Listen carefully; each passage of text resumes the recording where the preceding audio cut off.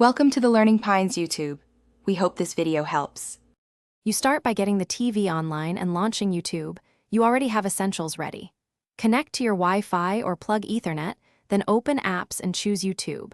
Sign in with your Google account to sync subscriptions and history. Once done, make sure to check for firmware and app updates so playback and casting features work smoothly. This step prevents login loops and missing codecs, and it sets up the account context you'll need for the next actions. You now learn to find and play content efficiently.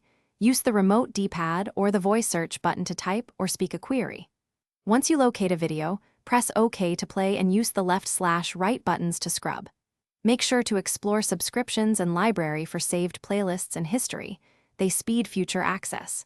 Use the player menu to change resolution, enable captions, and toggle audio output. Doing this helps you balance quality and bandwidth. Finish by mastering casting and final settings so playback fits your room. To cast, make sure your phone and TV share the same Wi-Fi. Open YouTube on the phone, tap Cast, and pick the Videocon TV.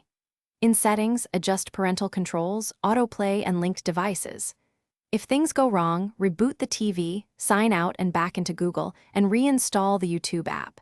This fixes token errors and corrupted caches. Make sure to test playback after each fix to confirm the issue is resolved. Thanks for watching. Consider subscribing if we helped you.